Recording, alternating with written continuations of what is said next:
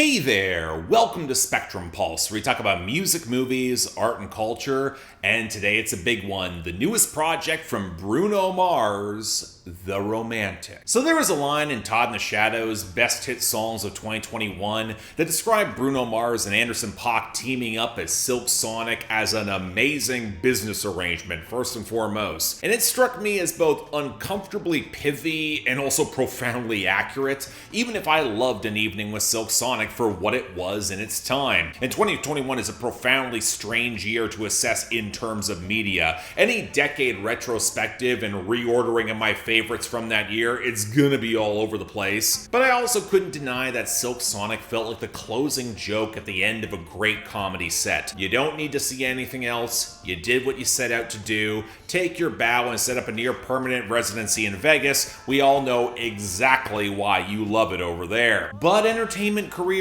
do not exist in story arcs. They do not end when it's narratively appropriate. And thus in 2026, we got a new Bruno Mars album that's getting some pretty dicey reviews. I mean, people forget that the last Bruno Mars album pre-Silk Sonic was in 2016, about a decade ago. Pop's changed so much since then. There have also been whispers about his breakup with his longtime girlfriend, who has been very much behind the scenes since 2011. And with this combined with the uncomfortable reality that Bruno Mars albums are infamously inconsistent, singles focused at best with a few stunning high points and low points, I had, let's call them, concerns about this working at all. And by that I mean critically for me. The radio and music establishment still loves Bruno Mars as the consummate high-intensity showman, and there's a built-in older and less online audience that loves a throwback in this lane, especially if it's well executed and reasonably well produced. And we got James Fauntleroy, who would win a lot of goodwill with certain R&B fans if we finally got that Cocaine 80s project, and DeMille, who was involved with Lucky Day and did a lot of work with Silk Sonic. Alongside Bruno Mars's ordinary stable of co-writers, the floor of quality was gonna be there. So what did we get with The Romantic?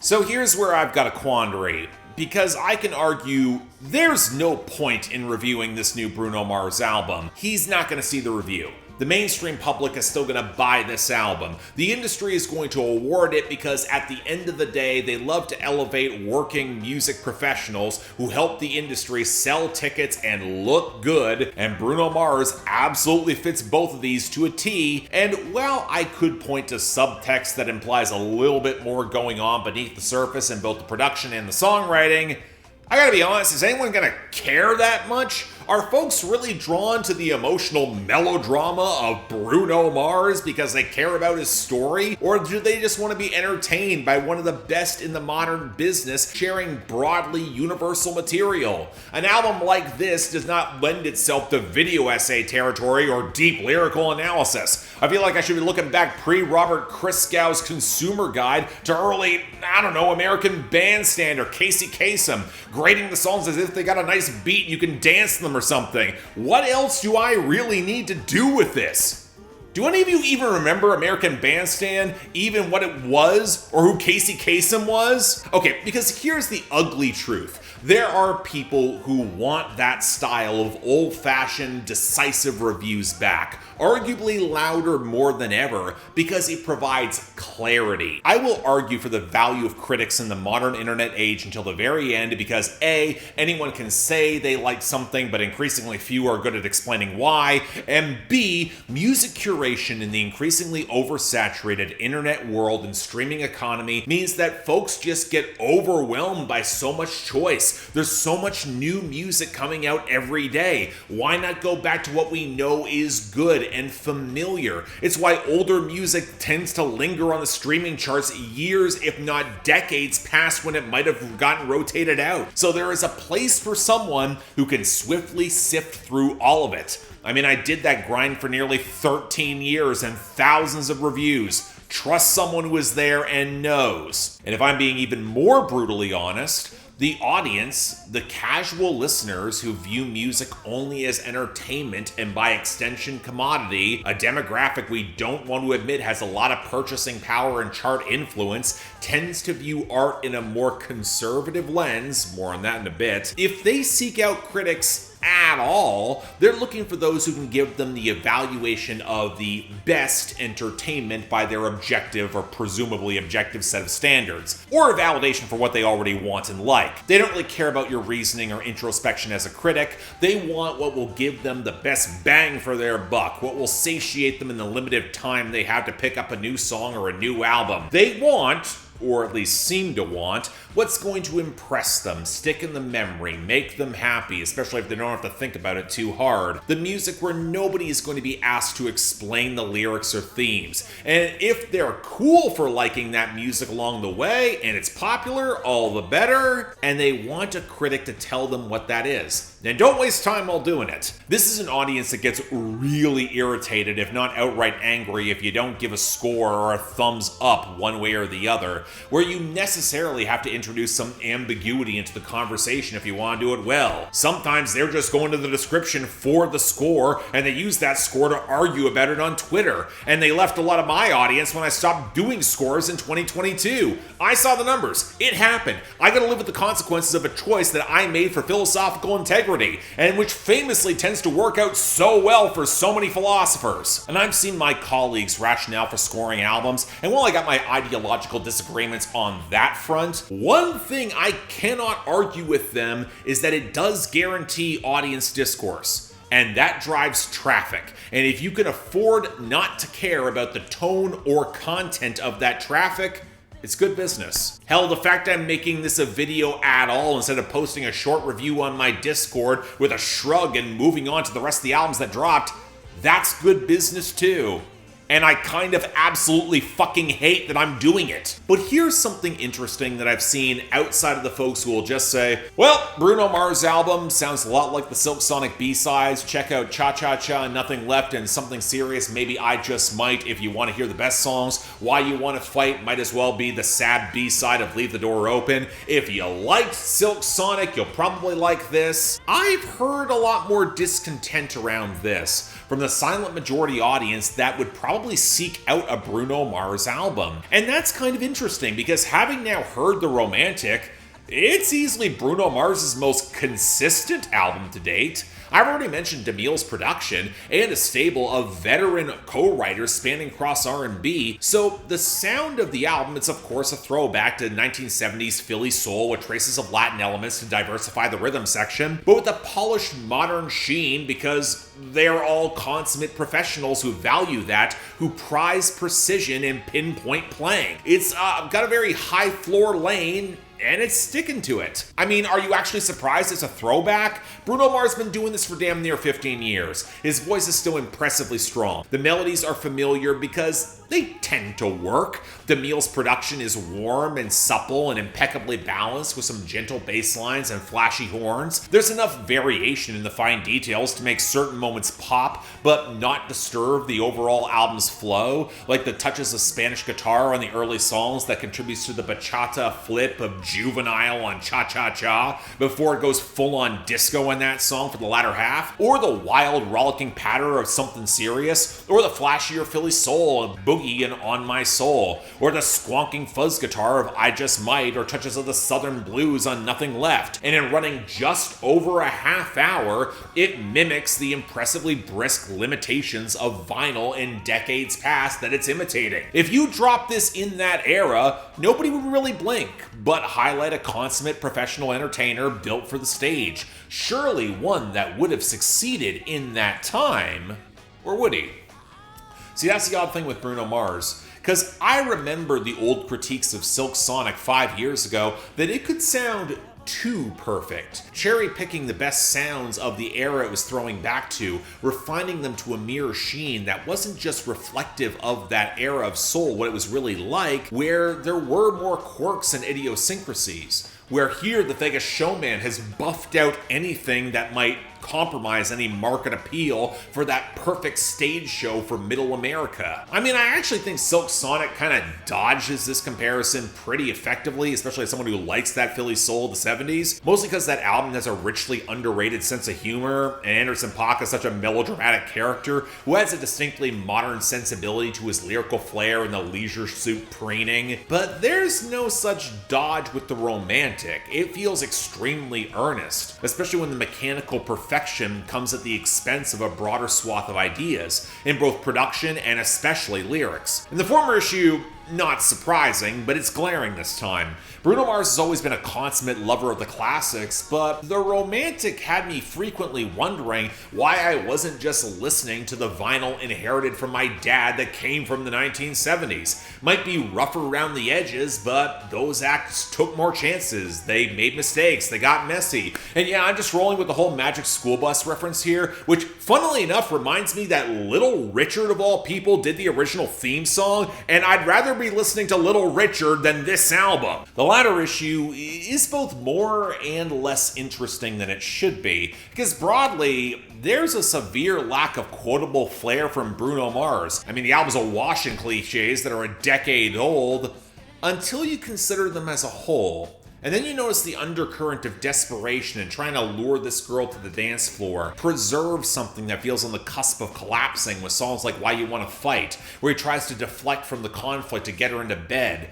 or how Nothing Left seems to be finally coming to grips with it all falling apart and ending. And you wonder just how many of these songs were inspired by that rumored breakup, and that this was his desperate swing trying to get her back. I mean, I've seen the jab in some circles that this is Bruno Mars's Paula, referencing the notorious Disaster from Robin Thicke, that also opened up with some softer Latin flourishes, while also feeling incredibly indebted to the classics, while knowing deep down that none of this was really going to work in order to get her back, but he was going to try anyway. How much cocaine anyone was doing at the time was up to debate, and truthfully, I can't be that cruel to make the comparison, because I actually think Paula was trying to do way more than this album, and shared way more along the way in the content with even more disastrous execution. The Romantic's too polished, too impersonal, too safe to take the risks that Paula took. And yeah, I guess it makes it a better album, but is it one anyone's gonna care about or remember in a month or a week? But I can't say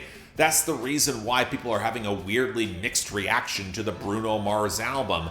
And I think it goes back to my thoughts about that audience that primarily glue themselves to the charts and popularity, who just want to be entertained rather than dig into the independent, the uncomfortable, the challenging, the experimental. You know, the silent majority, the vast quantity of people who actually consume music, who don't take umbrage at the term consumption used with music and art. And also more than a few music-related creators online who fall in that niche and will claim it for universality. I highlighted that audience's taste as trending conservative, at least in terms of how they view art as product, or to make content about it, especially when that content accentuates hierarchy, where I've learned what the Kia Asylum is and I hate it with a fucking passion, where by that basis in the pastiche of the 1970s, and a very familiar throwback template that has worked for Bruno Mars before for at least 15 years, with tight packaging and a high floor of quality and veteran producers and easy name recognition, especially as it's his first album in nearly 5 years, following an Album of the Year win at the Grammys for 24 Karat Magic, and Died with a Smile holding chart dominance for most of last year. On the surface, all of that should work, but it hasn't. Not really. I've seen some of the reactions. And sure, some of this is inevitable for younger audience who just think it's cringe because his sappiest material has saturated easy listening playlists for the last decade, to say nothing of the wedding playlist. But I think some of this runs deeper. Some of this reminds me of the adages that A, most people do not fully know what they want, let alone why they want it, and B, if they think they know what they want in entertainment or pleasure and they get exactly that, there might be a weird dissatisfaction because there's no surprise, no subversion of expectations. For some music creators, that might well be the case. Although interrogating why that is a different question. Now, will The Romantic do Billboard 200 numbers that first week? Make no mistake, it will. It might even do well at the Grammys next year if it gets nominated. And the radio is going to make at least one more song a hit from this thing following I Just Might. But the streaming for that song's been kind of shaky. I don't know, maybe Bruno Mars just doesn't have that it factor anymore. Market decided that he should be put out to pasture, send him to the Vegas residency. Let's bring in that next style over substance throwback melodramatic pop star. Maybe Set Somber Kid has the juice. And if you think how I'm talking about this feels a little gross, good. It should. It might seem paradoxical as the guy who has run a series talking about the Billboard charts for over a decade, and I have to point this out, but if you're boiling your consumption, entertainment relationship to art down to sales figures or a cheap popularity contest online, and then wondering when someone tries to give you exactly what would be calculated to satisfy you and will do well, and you're still not satisfied, and you want to make it everyone else's problem, I feel like there's an uglier conversation that needs to happen. I'm not even referring to the silent majority audience that's not even going to see this video, nor care that long if they do, who might feel a little confused or frustrated that they don't really like The Romantic that much, or it doesn't resonate. They'll probably just call it mid and move on. The music industry has more than enough institutional inertia with enough of them that it won't really matter. They're the casual listeners. I don't even ascribe to them a lot of accountability. If you've seen that late period Simpsons episode where the hipsters move in next door and Homer admits that he was never cool, where not only does he still like Van Halen, he thinks they're getting better with every album. I actually got some empathy there, because music's not Homer's passion. It's not his life. And that's okay for the majority of people. No. I'm talking about the music content creator ecosystem, and not just on YouTube. TikTok, Twitter, you know who I'm talking about, where the posts and videos circulating of music isn't fun anymore, who often bucket it with rap fatigue and rock is dead whinging for the umpteenth time because their major label comfort zone's long gotten stale. Because you have no interest in seriously challenging that. You call yourselves influencers, why not try to actually go out on a limb and use some of that influence, spur some real groundswell in someone who could use it, or credibly explore the systemic late capitalist hellscape factors as to why the mainstream is the way it is, until you realize that would threaten your own bottom line. Because more often than not, it benefits you to wallow instead in lazy complaining, where engaging with challenging art beyond some asinine mimetic or ironic, or worse still, clickbait driven that fundamentally cheapens the work in favor of commerce, well, that framework would demand a more informed critique, or would threaten the social cachet that comes with the presumption of authority, because you have the audience that validates you, maybe even some artists that pay attention. I'm talking about the creators who won't bother to platform independent acts up until they influence their faves, up until they can get some clicks or views by hopping on the bandwagon. I did not forget how a lot of you behaved as countries become a more charting force, especially in 2023, where you'd think if you got older, you'd get wiser instead of ossified and boldly ignorant. I'm not even going to touch on the creators in the music space that have more time for stan drama or tabloid nonsense, or just outright disinformation than artistic analysis, which I would call slop, be it AI created or not. I'm talking about the proudly incurious, the stagnant whining, the folks who will only ever deign to receive the art they are given from on high rather than actually look. And instead of interrogate any internal factor as to why they're not happy, or even ask the follow-up question to explore why the entertainment's not clicking, because that would involve changing, maybe trying to improve a system, and we can't have that. Treating art as more just entertainment, grist for your content mill, they default to the petty, the lazy, the anti-intellectual, the ahistorical, the borderline reactionary, and the profoundly cynical, the cowardly. And in an era where artists are online and read everything, more aware of bad discourse than ever in that give and take of artist and audience, I can't begin to quantify the damage your tactless, useless noise has done. Quite frankly, Mike the Snare was too fucking nice to you.